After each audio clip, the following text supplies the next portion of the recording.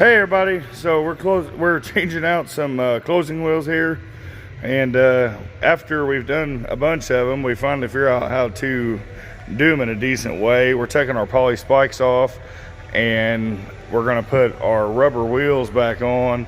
You see we got a few of them back there. We're trading planers out, so we got them all tore off the planer, and we're going to show you how we get our poly spikes off and put the rubber wheels back on. We've already got the bolts and nuts off over here. Got 6 of them you got to take out. And back here, all you do is hold it up just a little bit, take a hammer right there on the bearing, and as long as you aim well, pop her out quite like that.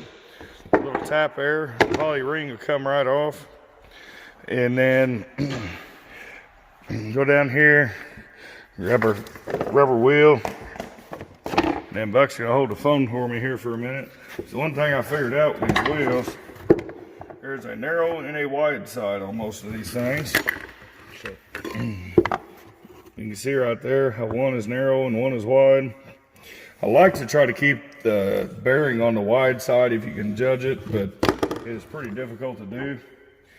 And if you go to your wheel here, these have been used before. We're gonna put them back on, so make sure there's no dirt, no rocks in these grooves. Run a screwdriver around, and then these again, once again, there's a kind of narrow and a wider side. So I'm gonna go ahead, this is the wide side here, got the wide side going down around this. Take this rubber ring here, work this thing around, put it all the way on one side just like that.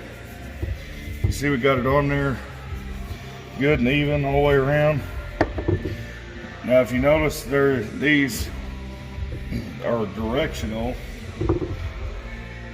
So, recessed and non-recessed. Yes, we got a male here, female here. So make sure we get that down. Take just a quick second here to get them lined, kind of eyeball them, line them up pretty. You can get them pretty close with these. Work them down just a little bit with your hands here. Then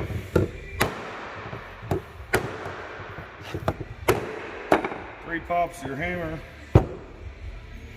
if you can hit hard enough, and your wheels back together. Take your nuts and your bolts, put them back in, and you're good to go. Sometimes you may have to, if you can't get them lined up quite right, you may have to take a screwdriver like this, and get them lined up well, and then you may have to take a screwdriver around the edge like this to get your rubber wheel to sit on there right. But no big deal. But that's how we do it. Have fun.